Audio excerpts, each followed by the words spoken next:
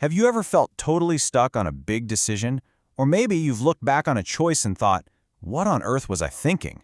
Well, today we're cracking open the toolkit for making smarter choices, whether you're managing a whole team or just trying to manage your own life.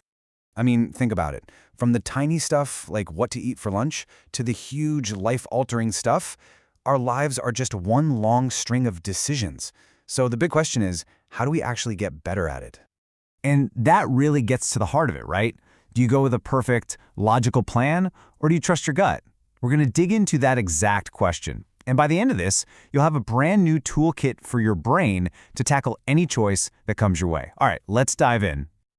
So here's our roadmap. First, we'll look at how our brains are even wired for decisions. Then, we'll walk through a perfect world 8-step plan. After that, we're going to get real and see how choices actually get made, and we'll wrap up by learning how to spot and dodge the mental traps that can trip us all up.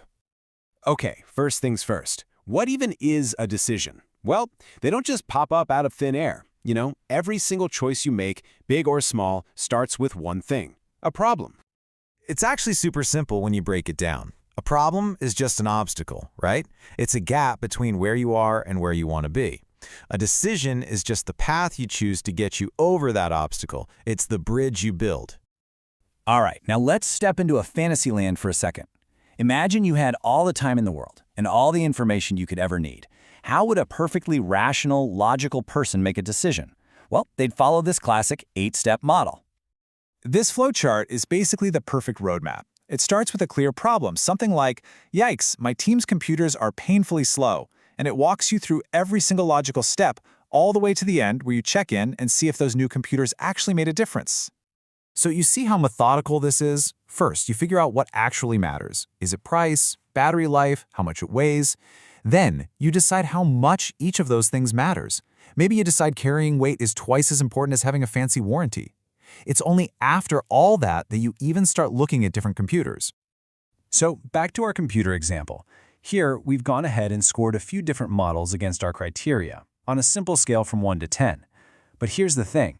Just looking at these raw numbers can be totally misleading. The real magic, the key to the whole thing, happens in the next step.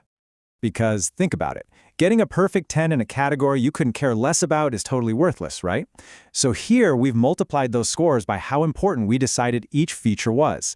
And would you look at that? After we crunch the numbers, the Dell Inspiron comes out on top. In this perfect, rational world, the decision is made for you. It's just simple math. Okay, but let's snap back to reality. Come on, be honest. When was the last time you busted out a spreadsheet to make a big life choice? We don't live in a perfect world with perfect information. So let's talk about how decisions get made in the real world, where things are, well, they're a lot messier. This pretty much sums up the human condition, doesn't it? There's the rational you, who is basically a supercomputer with infinite data. And then there's the real you. We operate with what experts call bounded rationality, which is really just a fancy term for, hey, we do the best we can with the time and brain power we've got. And that brings us to my absolute favorite word in all of business theory, satisfies. It's a mashup of satisfy and suffice. It means we don't search forever for the single, perfect, optimal solution. We find one that's good enough and we move on. It's all about making progress, not being perfect. I have a feeling that sounds pretty familiar to most of you. So what about that gut feeling, your intuition? Well, it's not magic. Your gut is actually your brain's own supercomputer, and it's running a massively complex program in the background based on all your past experiences, your deep-seated values, your emotions, and even subconscious patterns it's picked up over the years. It's still data. It's just processed in a flash. Now, it's also true that not all decisions are created equal. I mean, some are routine, things we do day in and day out, but others, they're brand new challenges, things we've never, ever seen before. The best way to think about this is like cooking. A programmed decision is like following a recipe. The problem is clear, the steps are laid out, you just do them. A non-programmed decision? That's like inventing a completely new dish from scratch. There's no rule book. All you have to rely on is your own judgment and creativity. All right, you're going to want to lean in for this part because it might be the most important section in this entire explainer. We're about to talk about the invisible forces that can completely derail our decisions, the mental traps, the brain's blind spots that even the smartest people fall into all the time. See, To get through the day without our brains exploding, we use mental shortcuts. They're called heuristics. And most of the time, they're incredibly useful. But, and this is a big but, sometimes these shortcuts lead us down completely the wrong path. They become biases.